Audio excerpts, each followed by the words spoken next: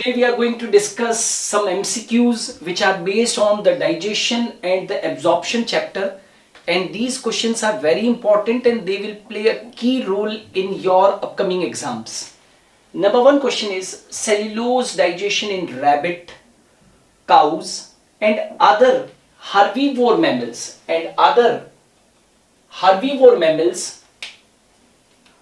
occur with the help of, means the cellulose digestion in rabbit, cows and other herbivorous animals with the help of bacteria occur in which part? Okay, we know very well that in the human beings the cellulose digestion is not possible because we are not having the cellulose digestive enzyme.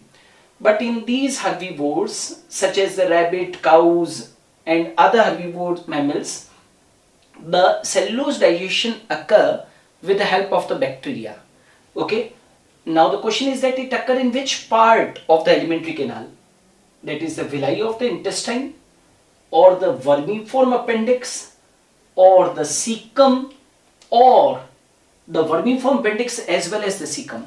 So always remember that cellulose digestion in the herbivorous animals with the help of the bacteria occur in vermiform appendix as well as cecum, right? Because the last blind part of the cecum is called as the vermiform appendix. So we will say that vermiform appendix and cecum both. So question number first is having the answer D. Now question number second, oxyntic cells are located in.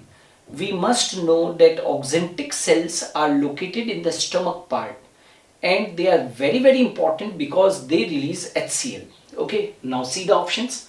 Oxyntic cells are located in islets of Langerhans. No, islets of Langerhans is associated with the pancreas. Gastric epithelium and secrete pepsin. No, always oxyntic cells secrete HCl. So gastric epithelium and secrete pepsin. This is wrong. Definitely they are present in the gastric epithelium, but they are not secreting the pepsin. So that's why B is not correct. Kidney and secrete renin. No, oxyntic cells, just now I have said they are associated with the stomach. And oxyntic cells are located in gastric epithelium. Yes, correct. And they secrete HCl. Of course, they are associated, they are located in the gastric epithelium and they secrete HCl. So option number D is perfect for the question number 2. So question number 2 is having the answer D. Now question number 3. Crypts of Libercum secrete. You know what are crypts of Libercum? Crypts of Libercum are found in between the villi. Crypts of Libercums are found in between the villi. So crypts of Libercum secrete. Now crypts of Libercum secretes succus entericus. Remember this thing. Crypts of Libercum are found in between the villi and they are definitely villi are found in the intestine, and the crypts of Libercum secretes intestinal juice, also called as succus entericus. Now see, crypts of Libercum secrete gastric juice. No, gastric roots are secreted by the gastric glands in the stomach. Bile juice is secreted by the liver. Pancreatic juice is secreted by the pancreas. And crypts of Libercum secrete succus entericus. Yes, succus entericus, which is also called as the intestinal juice, is secreted by crypts of Libercum. So answer is D for question number 3. Question number 3 answer is D. Now question number 4, Seculus rotundus. Now before beginning the question, I will liking to tell you that this is the ileum, right? Now you know very well that duodenum, jejunum, ileum. Small intestine is having 3 parts, duodenum, jejunum and ileum.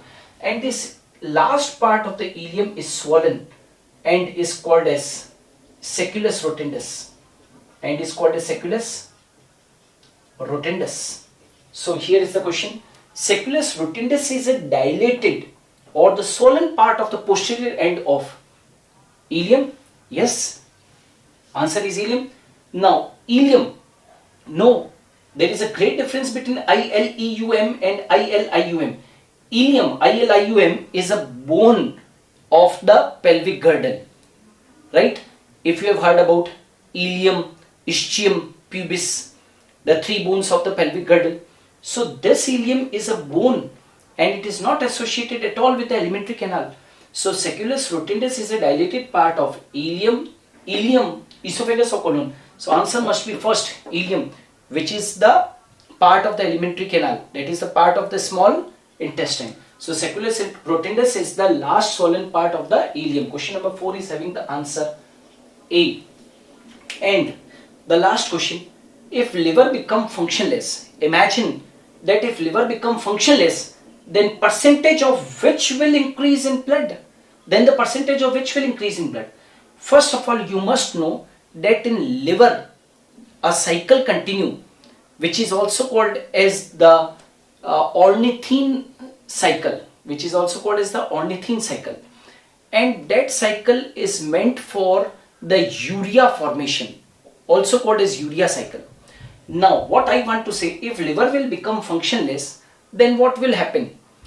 That the ammonia will not be converted into urea by urea cycle. Ammonia will not be able to convert it into the urea, right? Because we know very well that urea cycle or the Krebs cycle, Krebs and Henselt cycle occur in the liver. And what will happen? What will happen if it becomes functionless? The ammonia will not be converted into urea. So the amount of the ammonia will be increased in the blood. So answer must be ammonia, uric acid, ammonia, urea, or that is ammonia. So the answer is ammonia. So if liver becomes functionless, the percentage of which will increase in blood? Ammonia will increase in blood. So question number 5 is having the answer B. Okay, so these were some important questions associated with the digestive system. I will be uploading few more videos on this topic, so keep watching. This was part number 3. You can go in my playlist and you can just watch the previous 2 parts, part number 1 and part number 2, which I have already uploaded. Thanks a lot for watching me.